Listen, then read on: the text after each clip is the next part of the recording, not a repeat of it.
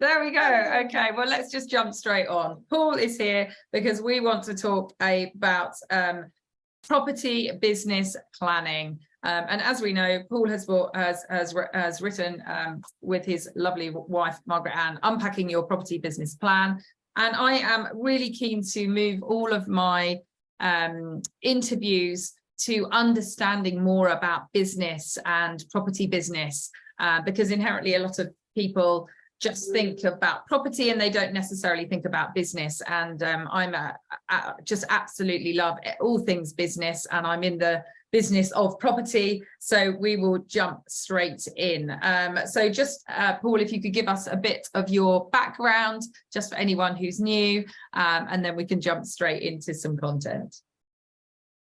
Okay, so Paul Merrick, I've been in business for 45 years. I started my first business when I was 15, so for anybody who wants to do the maths. I've been in property for 3 decades as a property developer of commercial property and residential property alike. We've got a reasonable sized portfolio of commercial and residential property that we let, and it's all debt-free. In fact, I'm in the process at the moment of currently selling up our debt-free portfolio of commercial and residential properties, as well as some development sites, as I move to being an angel investor. I have also spent a percentage of my career, in fact, almost 20 years now, being a business consultant for major PLCs, for regeneration agencies, and for smaller businesses alike. And as I get into my maturer years, we shall call them, will we, Emma? My maturer years, I'm spending more and more time doing business consultancy because I very much enjoy doing business consultancy and helping smaller businesses kind of grow. And I've kind of changed the business model over the last, I would say, 3 years, whereas I used to do the vast majority of any consultancy work for major PLCs and for things like regeneration agencies around property. I've now moved to kind of smaller businesses and even down to kind of one-man operations, because I just find that a more interesting thing to do with my mature years. It's quite interesting, Emma, that when you work for these large corporates, as a consultant, you get paid very handsomely, but you're a very small cog in a huge machine, and you can't on a kind of easily or readily basis turn around and say, I made, £100,000 or £1 million difference to that PLC's bottom line, because the bottom lines of PLCs are so large that even if you do add £1 million to the bottom line of a PLC, it's almost insignificant. Whereas working with smaller businesses and small individuals who are starting in business or trying to grow their business, if you add the bottom line to a business like yours of £1 million, I would imagine that's a substantial difference in the bottom line. So I'm very pleased to say that that's what I spend a lot of my time doing now. And that ties nicely into the subject for today, which is about business planning. Because I think the mistake that most people make, particularly in the property sector, in fact, more in the property sector than any other sector I've ever seen, is that people kind of get into business and hope that it's going to go okay. And they don't really plan a business. And if you don't plan a business, there's an old adage that says, if you fail to plan, you plan to fail. And if you don't plan a business right in the first place, then there's so many issues with that. And that's what I'd like to spend a percentage of today talking about is, I know there's going to be people sitting listening to this, whether it's on Clubhouse or whether it's on, Facebook or whether it's later and it's on YouTube, saying, but Paul, I only want a couple of buy-to-lets, or I only want half a dozen buy-to-lets. Why do I need a business plan? And I was talking, I've been on Clubhouse for about a year now, and one of the things I say on a regular basis, and I think it's worth listening to, because I say lots of things on a regular basis, but I'm not sure they're all worth listening to. Well, we're all here listening to you, so that's good. one of the things I say on a regular basis that I do think is worth listening to is about this great thing called mindset, right? And the mindset of having a large business mentality inside of a small business. So we started our career in property with £40,000, and we now have a multi-million-pound debt-free portfolio. And to give you an idea of scale, two of the development projects that I'm working on at the moment, on properties that we own outright with no debt. One has a GDV of 15 million, one has a GDV of 23 million. And yeah, that's over a 30 years career, but there's many people who have been in property for 30 years and have half a dozen buy-to-lets. Now, would I say that I'm smarter than them, that I'm more capable than them, that I know more than them? No, I wouldn't say any of those things. I would say we had a plan. We had a roadmap that took me to where we are today. And most people don't take time to sit down and write the roadmap. Does that make sense? Yeah, absolutely. Absolutely. But with that, do you not think that do you think having a plan, so in that most people would think, well, to me, one thing that jumps out is, and not to go away from the point, but I want to ask the question, risk taker. So are you saying that because you have a plan and a very detailed plan, which, I know a bit of the background of it, you were able to push forward to get to being let's say, even though a small fish in a big pond, to now become a bigger fish in a smaller pond, so to speak, where you were able to see much bigger because you had that plan in place? Well, I think given the current circumstances and looking at where interest rates are going and looking at where the economy is going, I want to take you back to 2007, right? And we started buying property in the early to mid-90s. And we bought every year up until 2007. Now, I'd love to say that I had a crystal ball in 2007, but I didn't, right? What I had was a sense of the marketplace and a plan. And what my plan said was, if properties get to this value, right, then it's unlikely that there's any profit left in them. Because the margin between, and we're moving away from this luckily now, but everybody will relate to this. There's been a point over the last 3 to 5 years where the price of property the price of purchasing property has kept climbing. Does that make sense? Yeah. But the sale prices haven't climbed as quickly as the prices you're having to buy stock for. So the margin has been squeezed. Well, back in 2007, it got to a point with us where, because I was looking at a business plan, where there's a minimum margin we could work on, and I just couldn't find that margin in 2007. So I stopped buying.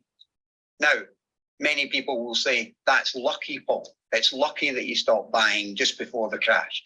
But it wasn't lucky. It was because I had a clear business plan with a clear margin in it. And when we couldn't reach that margin anymore, the business wasn't functioning. So we just stopped buying property. Now, hindsight, 2020 vision, lucky.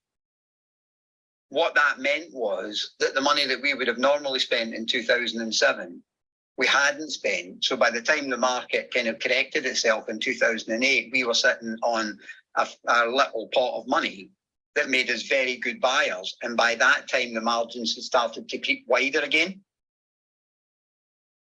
So that way, we were set up very, very well. Now, one of my kind of pride points, if you like, looking back on our journey, is the fact that we kept developing and making money out of development in 2008, 2009, 2010, when many of my peers had left the industry entirely. Because I think the difference between them and us was they were opportunists and we had a business. Yeah, amazing. So going back with that, so obviously some people could have been in property for 30 years, have got a few buy-to-lets. You clearly have, have an incredible portfolio and to be in the position you're in now. But do you think that potentially, those people just didn't have a big goal? What do you think would be some of the key differences? Obviously, we've got a business plan and we're going to jump into that a bit more, but even consider and to have a starting point, do you know what I mean? I find that a lot of people, and especially I sit down and help some people, gain some clarity in their journey. And for most people, they just have no idea where that end goal is. Did you have a very clear end goal? How did you sort of come upon this plan to have a plan to get somewhere?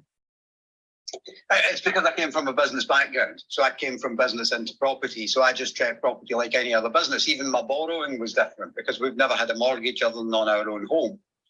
And what I did was I sat down and wrote a business plan and took it to the bank, and they gave me what was called a hunting fund, right? Which wasn't tied to any specific property, but was a six-figure sum that I could go and spend on any property that I wanted, because they believed in the business plan. And I remember I was smiling there, and people who are looking at me on YouTube or on Facebook will see that, not so much the people on Clubhouse, but I was smiling as you were talking about goals, right? Because I remember having a conversation with a chap in the early days, and I'd sat down and slaved over this business plan, right? And he had a dream board, right? And we were having a conversation, and he said, I've got the same as you, I've got a plan. I said, well, let me see your business plan. And he was like, no, it's my dream board. And I said, well, I'll tell you what to do. You take your dream board to the bank on Monday, and I'll take my plan on Monday, business plan on Monday to the bank, and we'll see which one actually gets funded. I'm not sure of many lenders that fund goals or, kind of these dream boards, whereas funders will fund a real business plan. So I think that's one of the differences. So I'm sorry to say I've never had a goal and I don't have a dream board. Okay, I love it. So with your so sort of jumping into the business plan for you, do you always just to sort of start? So I've got your book here. Do you literally start from the beginning, looking at your executive summary, elevator pitch, or are you starting with, because I know you always talk about a lot about who is the sort of end consumer, so to speak. There's with what you've created, there's kind of so much, and even like me comparing our hotel. So what we're doing at the moment is we're working through your book, in fact, on the business plan to create a hotel chain with the view of selling them. And it took me ages to get my head around this end consumer. I kept thinking, Mr. and Mrs. Smith walking in with their bucket and spade, or Mr. Contractor. But in fact, that totally wasn't it. My end consumer is actually who's going to purchase the chain of hotels. So yeah, how do you sort of come about understanding that? Is that just a time scale like I did? I had to sort of go through a process of thinking through in my head, and then suddenly it kind of came to me, or? Well, you touch on a really big point there. So many people build a lifestyle, they don't build a business. Right. So a lifestyle is something that you and your partner might run, or you might give to your children. We talk a lot about legacy and property, and you might give it to your children, whether they want the business or not, you might give it to them anyway. But, we talk a lot about this, and that's what's called a lifestyle business. So we don't build lifestyle businesses. I don't build lifestyle businesses with the people that I work with, and I don't build lifestyle businesses inside of our own business. I build businesses that have an entrance door and an exit door. In other words, the entrance door is when you go into that business and you build that business, and the exit door is ideally when somebody buys that business from you. So it's an entrance door and an exit door, right? And I think you need both in a good quality business. Now, if you want investors, outside investors in, then you definitely, I'm now, moving to being an angel investor, and eventually when we sell up, probably a small scale venture capitalist. And venture capitalists and angel investors aren't interested in your lifestyle and legacy. They're interested in when are you selling the business and when do we get a big paycheck. Yeah. And that's why people find it quite confusing that I'm selling up a very profitable debt-free portfolio. Why would you do that? That also has 60% commercial, so therefore, fairly solid leases and very good income.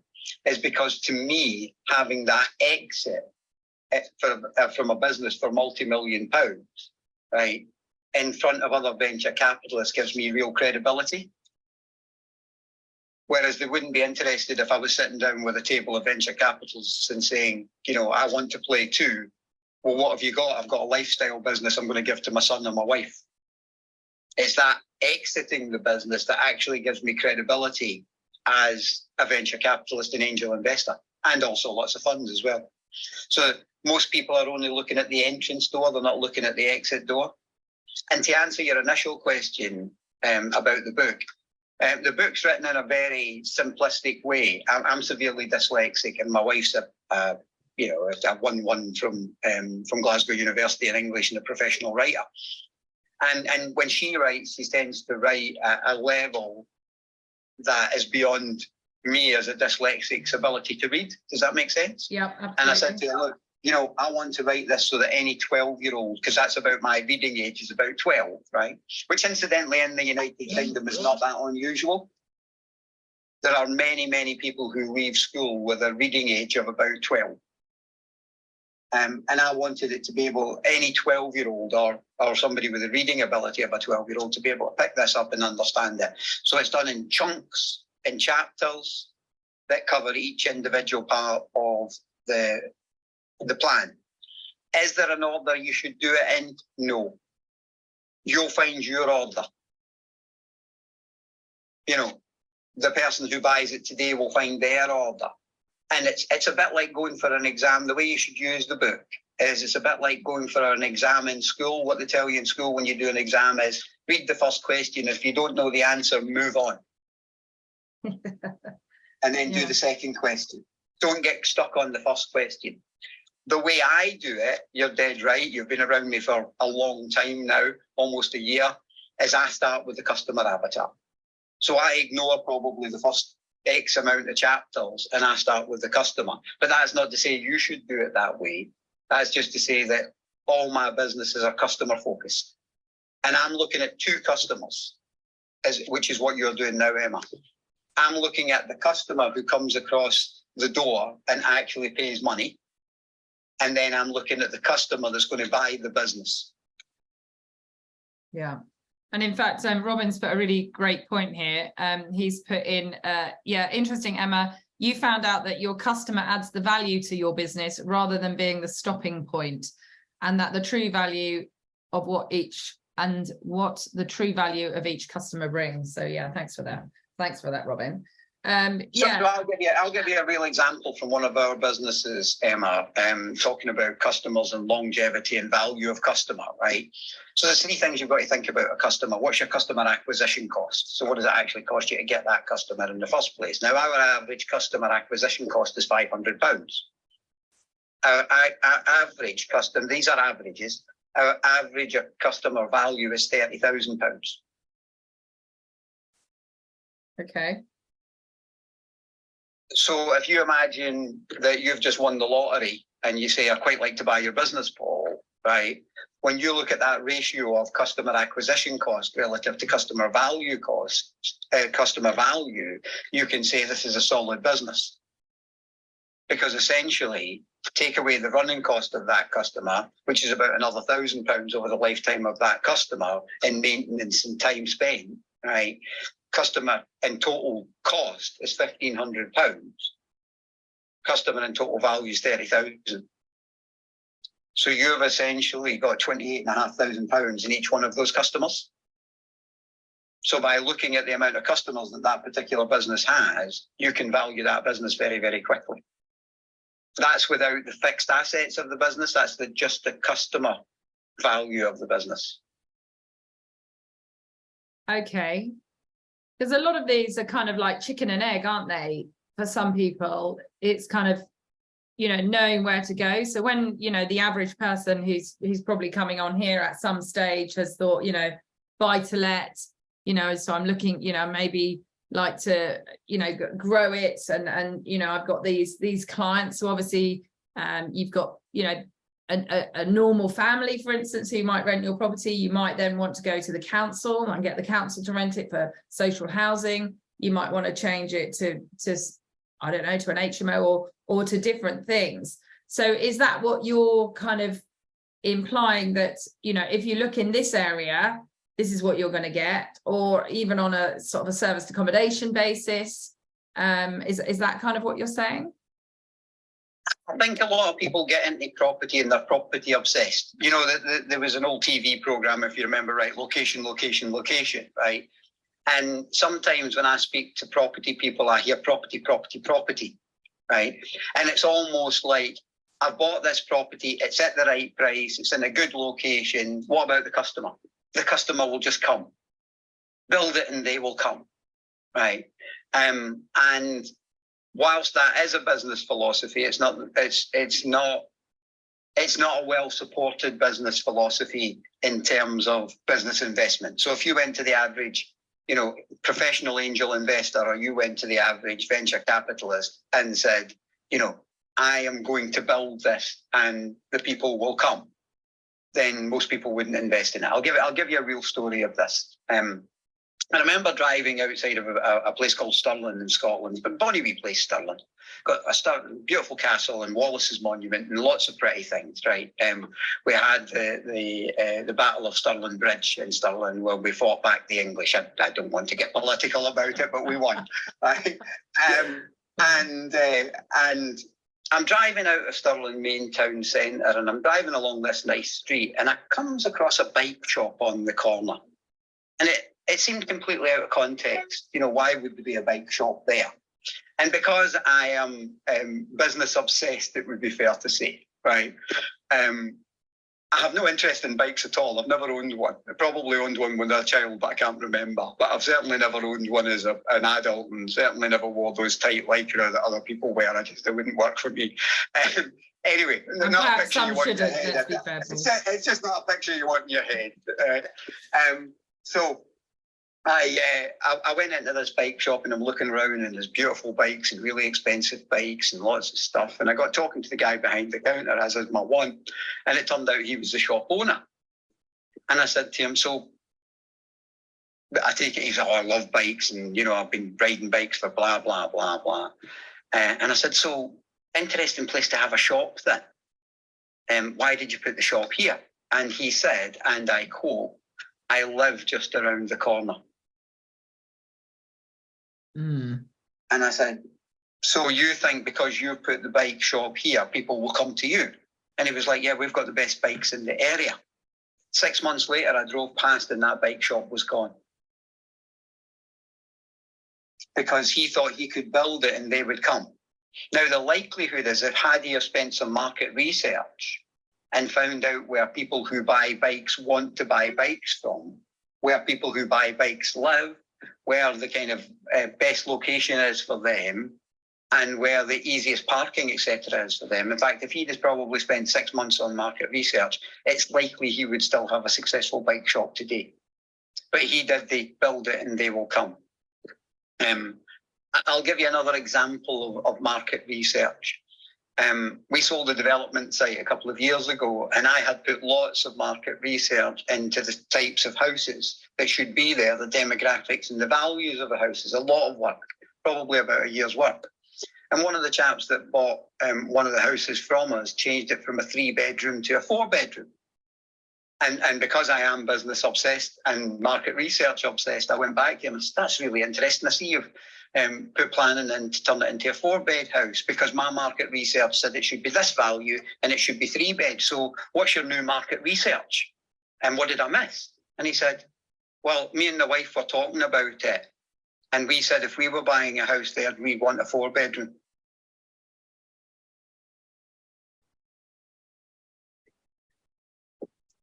Now, you're laughing at that. How many people listening to this on whatever medium it is are making their market research decisions based on what they would do? Yeah, absolutely. Yeah, very interesting. So trying to sort of open up people's understanding of where to go and what to start with, because inherently it is all about starting, isn't it? And what certainly in the property world, there's just this huge kind of shiny penny syndrome, isn't there? Especially if you're new to property, you kind of walk in and you're suddenly exposed to all these different opportunities. where can you sort of advise them how to kind of hone that down? For instance, is it, you know, something that they love doing? Is it, you know, a need in their area? Is it, you know, a type of new property, you know, a new way you can build? Where would you advise somebody who's coming into this fairly new and have, you know, gone on a training course or something and now are just completely overwhelmed? Well, it's quite interesting. I've spent a lot of time now, as I say, as a business consultant with smaller businesses, and I don't tend to focus on the property area because we have interest in other businesses, and I have a 45-year career in business. But if I do get involved with somebody with inside property, I almost say to them, right, whatever you have learned in a particular training course, right, about a particular strategy, can we just leave that at the door? Now, I'm not saying you have to throw it away, but can we at least leave it at the door? And can we come inside the door of this is a business? It's not a strategy. It's not a passive income. It's a business. In fact, I had somebody approach me about business consultancy from Clubhouse. And they said, look, could you help me? And I looked at what they had and I said, I'm not really understanding the business here. And she was like, oh, I don't really want a business. I'm just looking for passive income.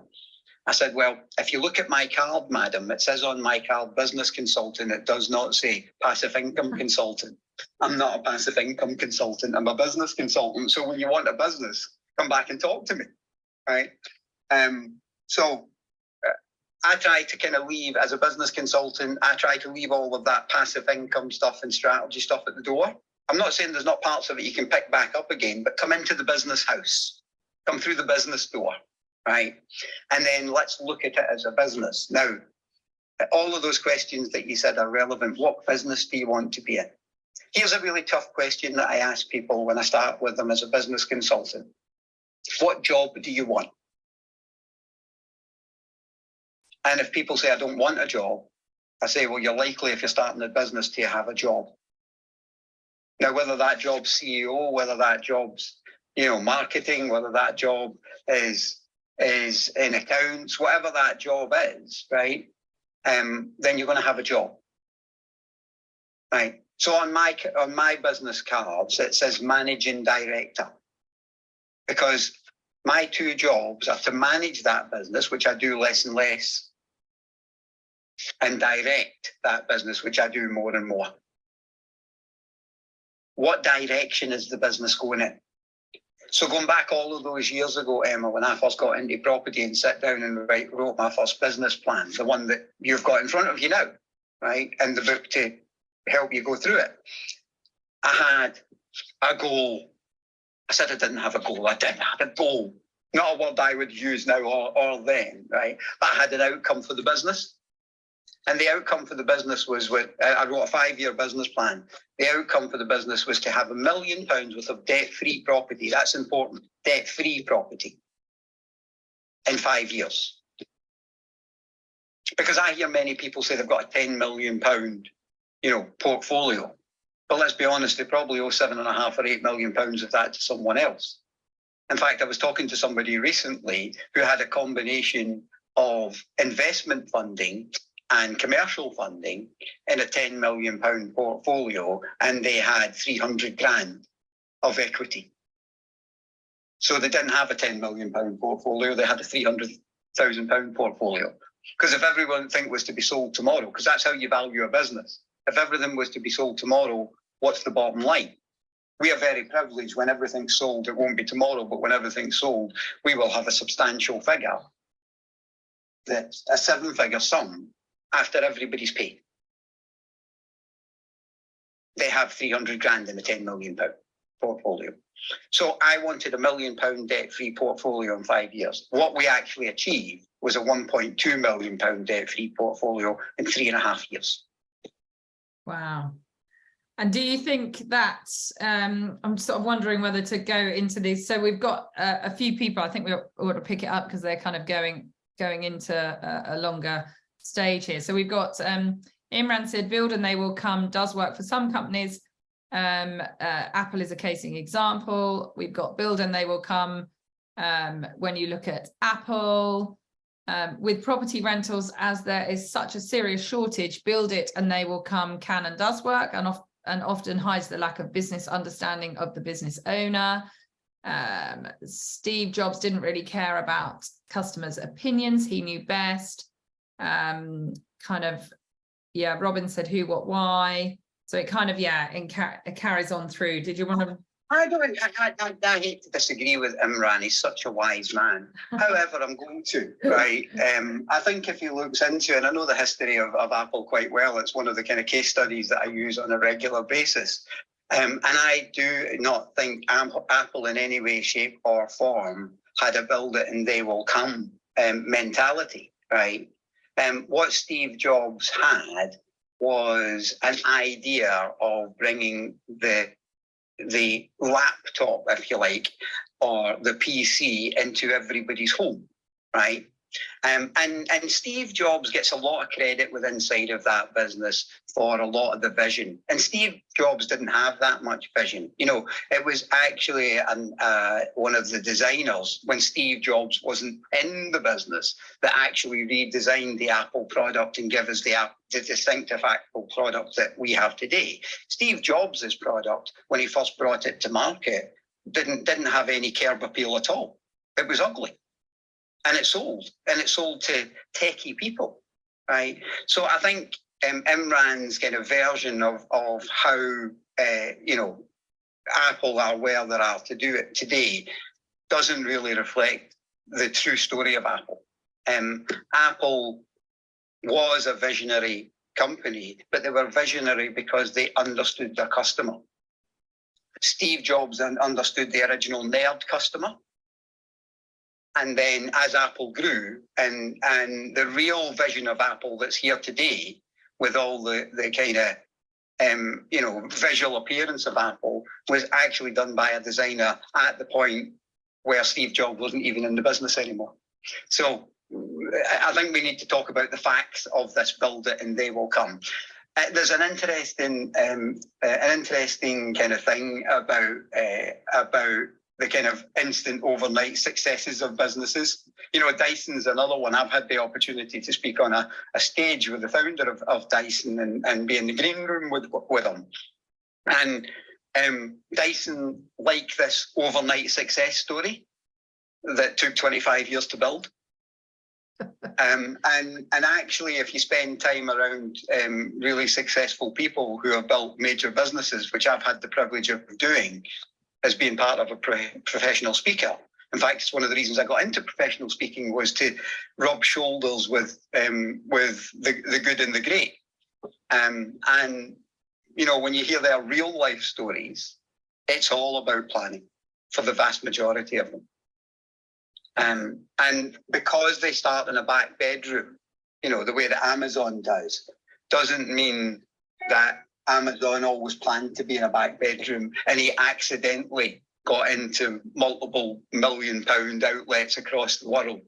That happened by design, not by accident.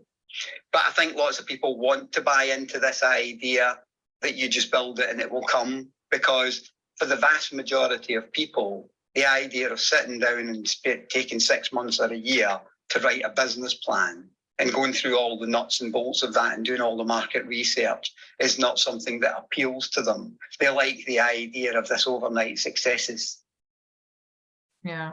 Actually, when you look at the reality of everything from Apple through to Amazon, through to Google, through to McDonald's, there's a lifetime of vision behind that. Absolutely, absolutely. Okay, so you had your goal in inverted commas there to have this 1 million debt-free property portfolio in 5 years. So just for somebody else, because that could be a goal for lots of people. So what was then the next step after that, to get that strategy, to get that so was it what, how, who? Let me take you back on that, because I think you're asking an interesting question, right? Why £1 million and why 5 years? Right. And it's quite interesting. So I'd been self-employed for the vast majority of my life. and I had a minimal pension plan, and it kind of struck me at the point I was kind of just in my early 30s when I got into property, and it struck me that I couldn't put enough in my pension plan on a month-to-month basis from what I was earning to have a reasonable size pension by the time I wanted to retire, right? And I spoke to various pension providers, and the figure at that point in time that kept coming up for a pension that would give me a comfortable living was £1 million. So I'm a big fan of and I'm not a fan of many people, but I am a fan of Stephen Covey and the 7 Habits of Highly Successful People. And Stephen Covey says, start with the end in mind. So what was my end that was in mind? My end was to build a retirement plan. So would that end be like the need? Would you call that like a need? No, I don't like being driven by need. I think we make bad decisions being driven by need. Desire's a much better word. Like it. I am hopefully a happily married man, and I've been married for a number of years, and I hope my wife still desires me and doesn't need me. They're two very different things. I'm not sure either's true, incidentally, but I would like to think, right, one rather than the other. Right? But I think that's a good explanation of need and desire. Yeah. I like the comparison. Okay. So I wanted to take 5 years out of my life and build a pension pot, right? And once I did that in 3.5 years, I thought, right, and I remember, sitting down and kind of thinking, so what now, Paul? Right? Do you want to go back to your day job, right? Or do you want to build this into what I would class as a real business? So then I sat down and I wrote another 5 years plan that would take that 1 million to multiple millions. And then when that 5-year plan was finished, I wrote another 5-year plan. And even though we're exiting the business now, I have an exit plan. Right? And I'll tell you why these are so important to me, right? Maybe I'm not self-disciplined enough, Emma, right? Maybe I need somebody to kind of tell me what to do, right?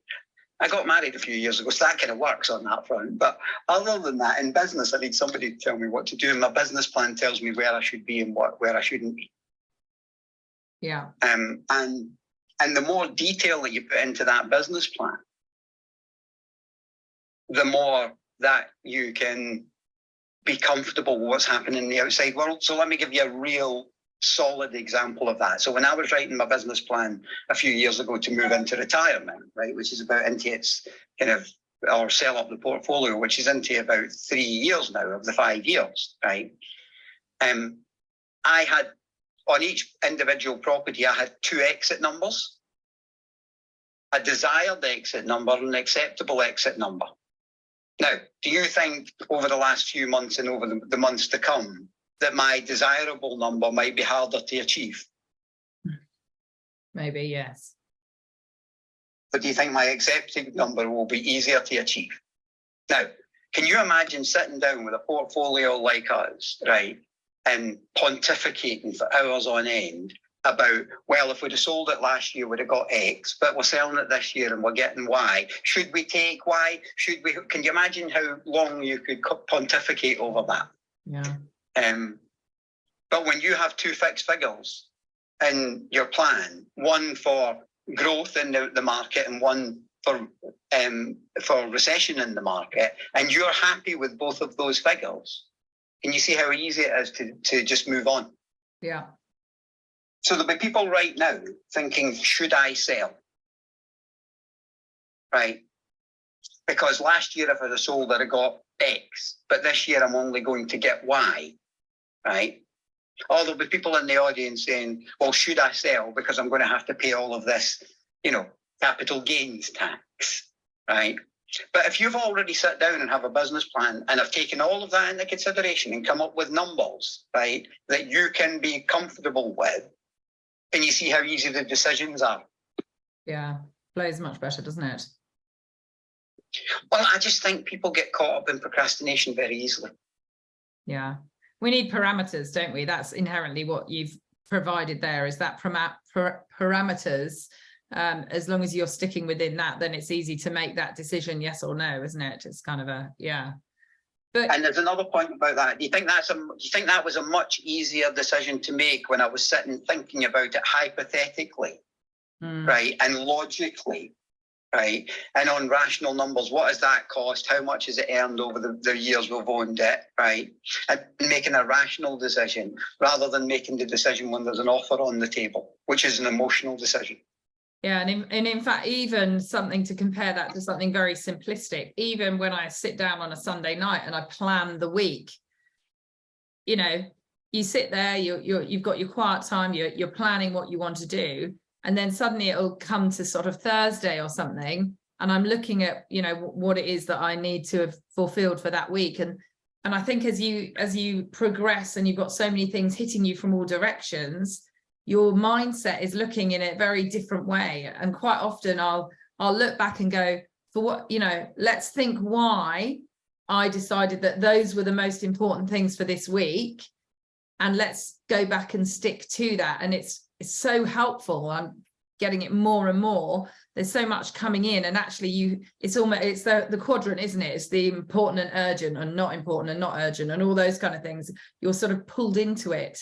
So I suppose it's along the way on that longer term vision, when you have that sat there, if you're then giving yourself these parameters, it's much easier, isn't it, to make the decision. And I think especially I'm learning about, what's it called, decision fatigue, and I'm seeing it more and more, that if you're in that kind of decision fatigue and you've got so many decisions to make, with a simple, you know, with simple steps and simple parameters, whether it be the business plan, whether it be purchasing or selling within these prices, it's like, boom, I know that I've done the work, I've done the research, I know this is all going to go well within these parameters. I can say yes or no. If it's not within those parameters, then don't go ahead. So yeah, really, really interesting. I'm really okay on going ahead if it's above the upper limit. Let me think about that. I'm just not so keen on going ahead if it's below the lower limit, right?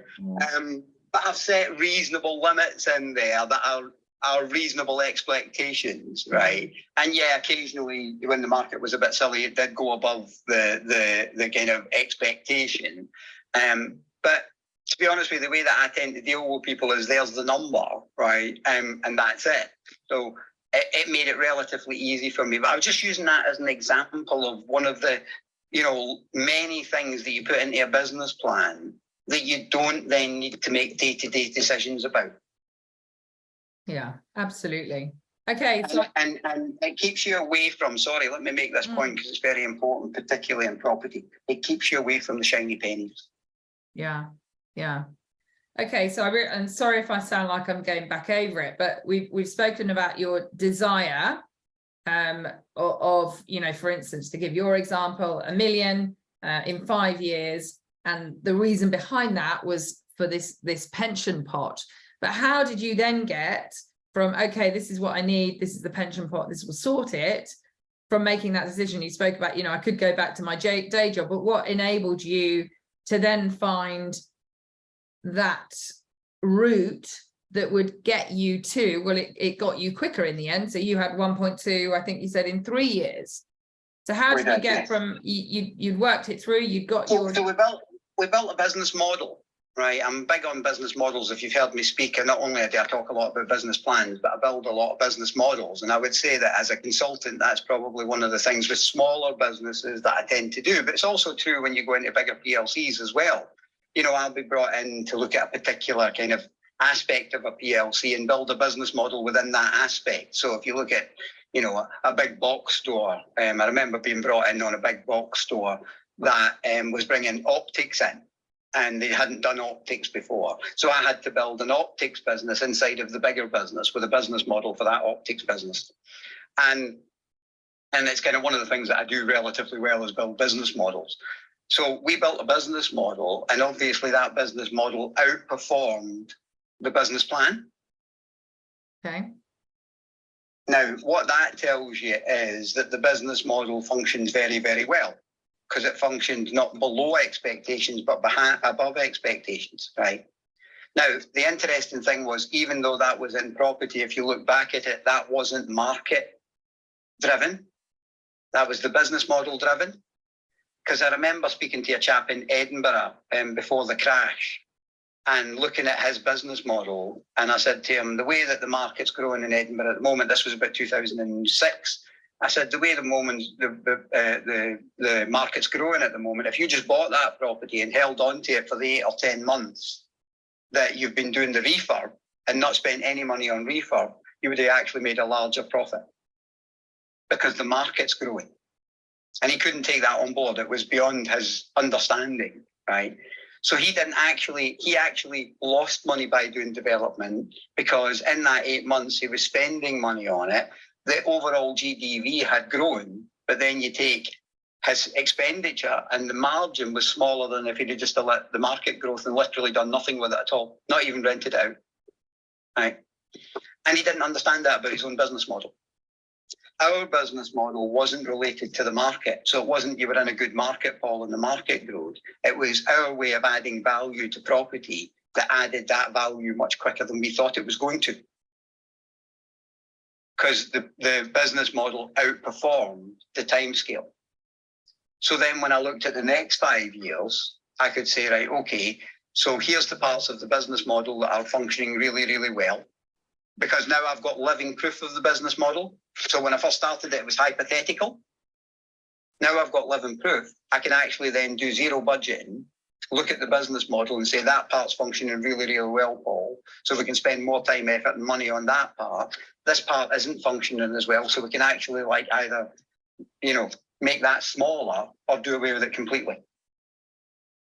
So then in the next 5 years, we managed to take that £1.2 million portfolio of debt-free properties into, I don't want to name the number because it sounds a bit conceited, but multiple times that. Because then we knew what worked really well. And I'm going to use the recipe analogy. And it's a very old analogy, but I'm going to use the recipe analogy of, in my older age, I've taken up cooking. I'm still rubbish at it, but I've taken up cooking, right? And you've now got a right to eat it. Yes, but so I'm eating much healthier now, and I shop at Waitrose now. It's very posh, and I'm kind of looking at the particular dishes that I call my kind of signature dishes, right? And when I first started making them, they were okay. So they were more than edible. They were okay. But can you imagine after you've done that several times and you've perfected just how much of X or Y to put in, you can actually get that to essentially the best it could be. Well, that's what a business plan does. You do the first business plan for, say, 5 years, and that gives you the essence of the recipe. Here's the ingredients, right? And it works, and it brings out a nice, recipe at the end, right? You've got a nice cake if you want, right?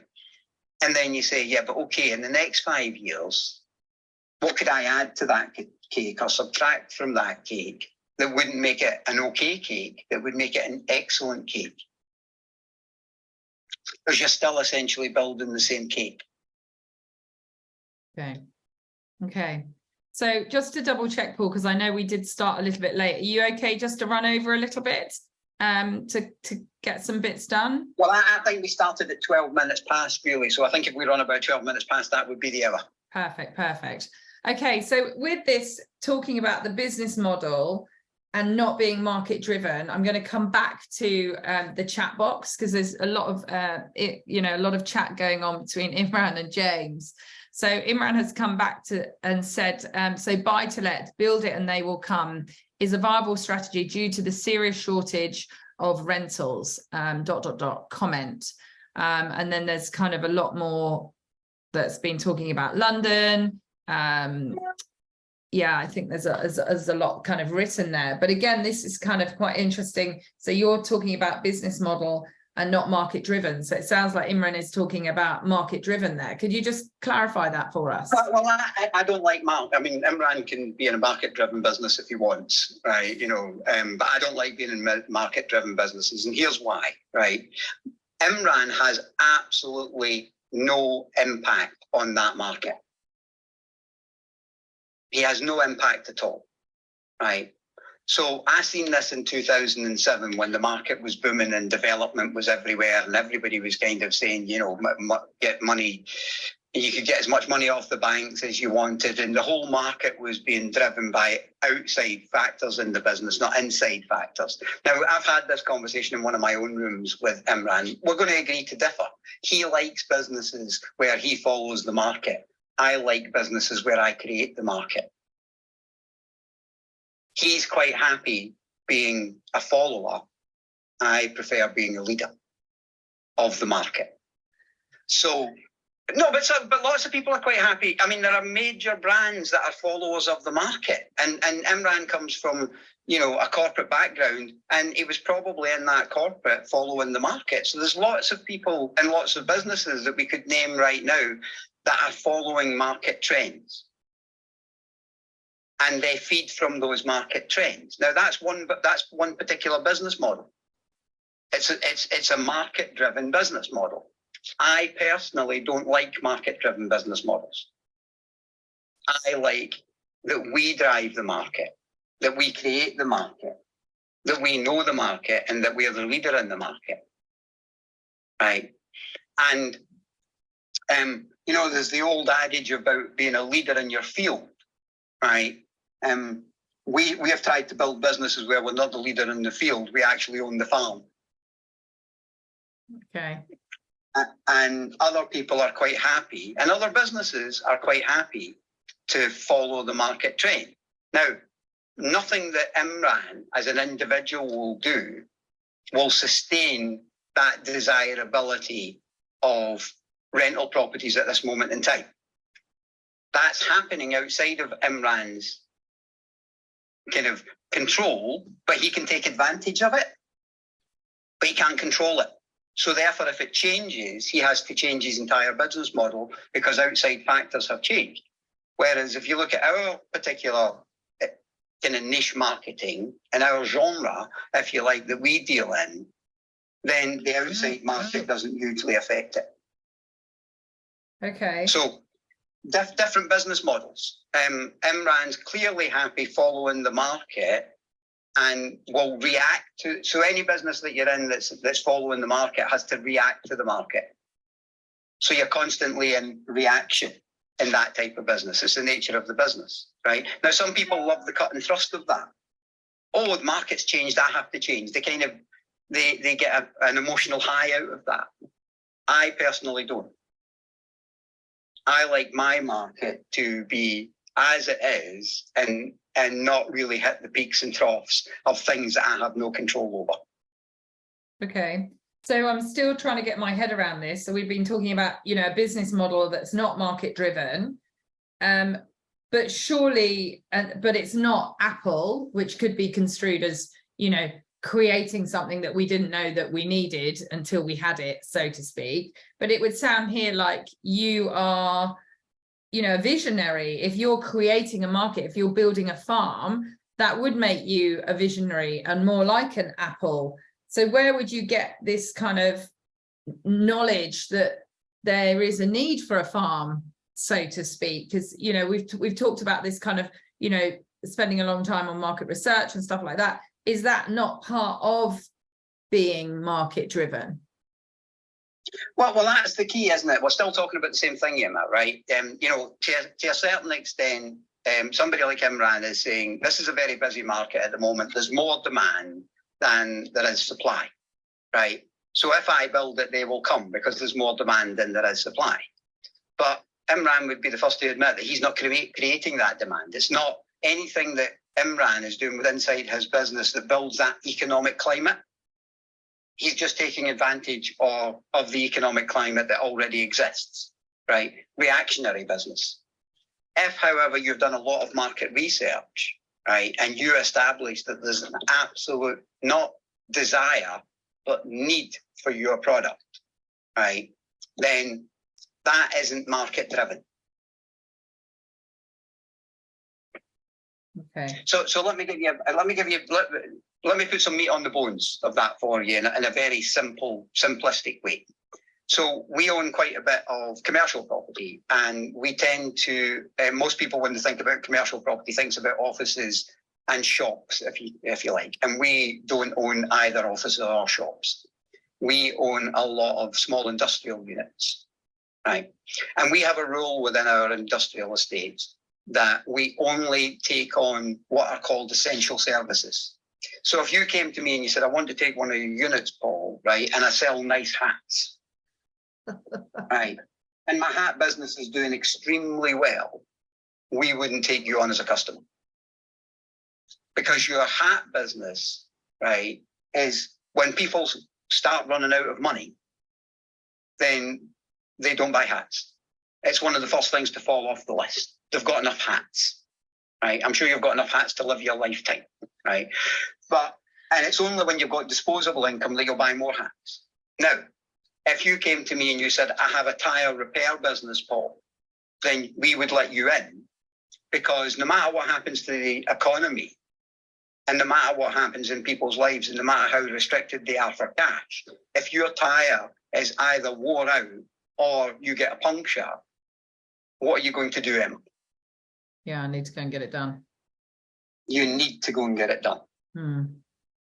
So we only let essential service businesses into our industrial estate.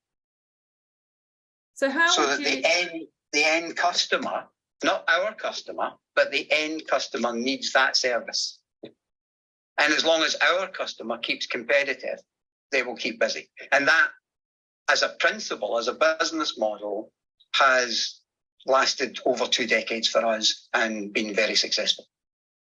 Yeah, that's, really very interesting. Sort of the talking about, not doing anything that sort of Amazon does, for instance, as well, isn't it? It's Amazon proofing your business, I think they call it.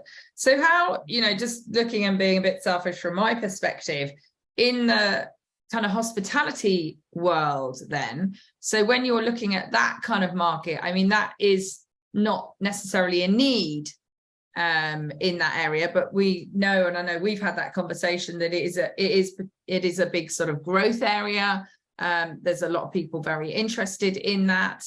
How do you look at that kind of thing? I'm just trying to, you think so differently, Paul, to the way I think. I really love kind of, hearing how you start thinking about these things. So how would you look at something like that? Well, it's quite interesting. We've discussed this offline, that a lot of the venture capitalists are getting very, very interested now in leisure time, right? So I think there's 2 aspects to a business like yours that I would be looking at. One is there is contractors that need that space, right? So they're on a need basis. So that's an absolute need customer, right? They're not coming to stay in your apartment hotel or your serviced accommodation because they want to be beside the beach. They're coming there because they're working in that area and they have a need for accommodation. As long as you can tick the appropriate boxes, then you fulfill their need, not their desire, right? But here's an interesting one, and this is why a lot of venture capitalists are now looking at the whole leisure industry. It is clear that AI is going to free up a lot. Now, whether you agree with AI or whether you don't agree with AI, and that we don't have the time to get into that discussion, but whether you do or whether you don't, it's going to have an effect on people's jobs, right? And it's either going to put people out of jobs, in which case they'll have no disposable income, or it's going to reduce the amount of hours that they need to work in their job, right? But still have disposable income and also have disposable time. Now, what are people going to do with that? What do people need to do with that disposable time? And the likelihood is the culture that we live in today, the vast majority of people are going to spend that disposable time and disposable income on leisure activities. Because if you'd have went back to my dad's generation, my dad, if he was still with us, would be over 100 years old. At that point in time, my dad would have probably went out and got another job because he had 6 kids to feed. But the mentality of the culture of the 21st century is if you have disposable income and you have disposable time, you spend it in leisure. That's the zeitgeist of society today. Ergo, people are going to have more disposable time, possibly more disposable income, and they're going to spend it in leisure. Now, whether your business has to become more competitive is a different question, which is part of your building the business model.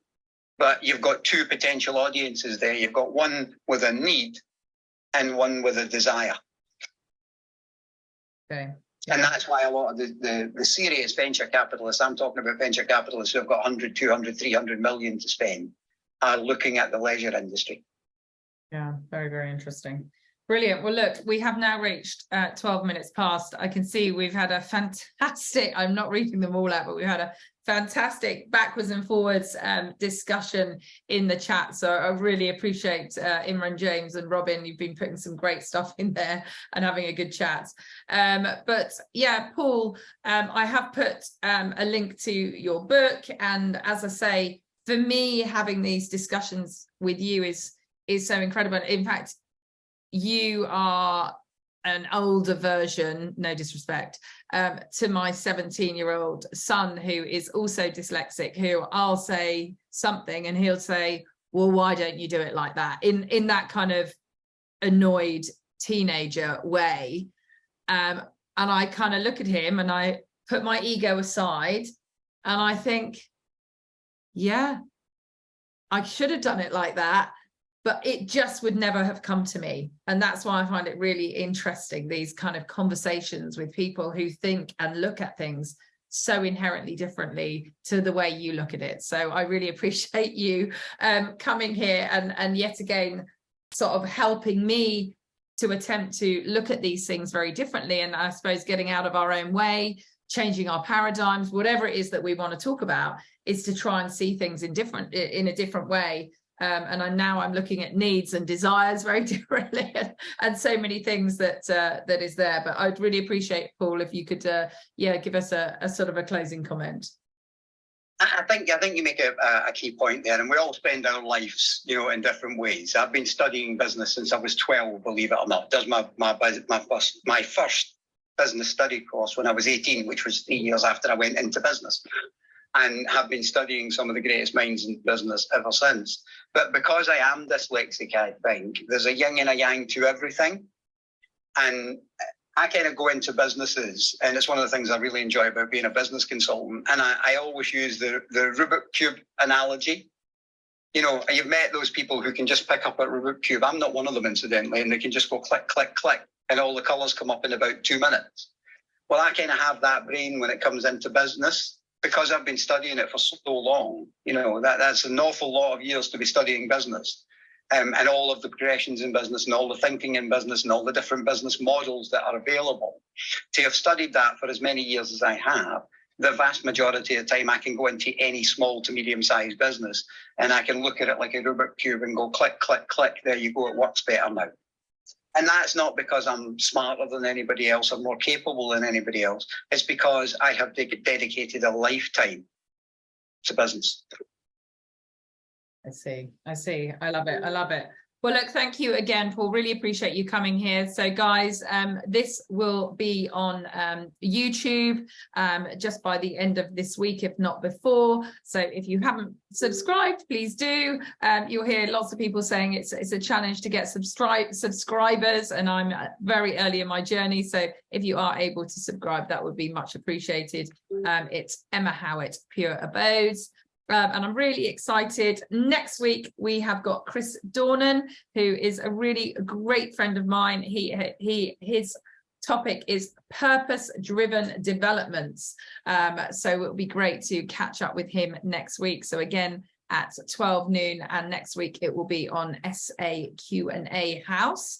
And I will maybe be asking you, Paul, what on earth I'm doing wrong to not get these things recorded, because I double checked it this time and it's still not being recorded. So I'm clearly doing something wrong. But anyway, thank you, everyone. Really appreciate you being here. And look forward to seeing you next week. And again, thank you, Paul. Take care.